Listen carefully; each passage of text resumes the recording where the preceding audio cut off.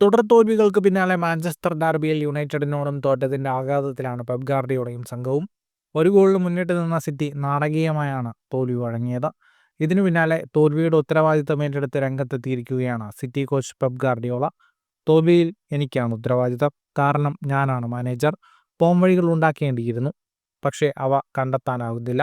അതാണ് സത്യം. ഇതൊരു വലിയ ക്ലബ്ബാണ്. 11-ൽ 8 തോൽക്കുക എന്നത് ഒട്ടും അംഗീകരിക്കാനാവില്ല. മത്സരക്രമം കടുത്തതായെന്നോ താരങ്ങൾക്ക് പരിക്കാണെന്നോ വേണേൽ പറയാം. പക്ഷേ അതൊന്നും തൃപ്തികരമായ മറുപടിയല്ല. ഇത് അതൊന്നുമല്ല. പരിശീലകനായ ഞാൻ അത്ര പോരാ. അതാണ് വിഷയം. കളിക്കാരോട് വേണ്ടവിധം സംസാരിക്കാൻ, അവരെ പരിശീലിപ്പിക്കാൻ, സമ്മർദ്ദം ചെലുത്താൻ എനിക്ക് കഴിയുന്നില്ല. എല്ലാത്തിനും പോംവഴി ഉണ്ടാക്കണം. അതില്ലാത്തതിനാൽ ഞാൻ അത്ര പോരാ. എൻ്റെ പ്രകടനവും പോരാ. അതാണ് സത്യമെന്നും ഗാർഡിയോള പറയുന്നു.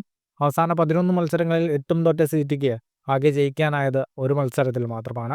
പ്രീമിയർ ലീഗിൽ 16 മത്സരങ്ങൾ പൂർത്തിയാവുമ്പോൾ 27 പോയിന്റുമായി മാഞ്ചസ്റ്റർ സിറ്റി 5-ാം സ്ഥാനത്താണ്. ഫുട്ബോൾ ലോകത്തെ കൂടുതൽ വാർത്തകൾക്കും വിശേഷങ്ങൾക്കുമായി സ്പോർട്സ് കഫേ ഇപ്പോൾ തന്നെ സബ്സ്ക്രൈബ് ചെയ്യുക.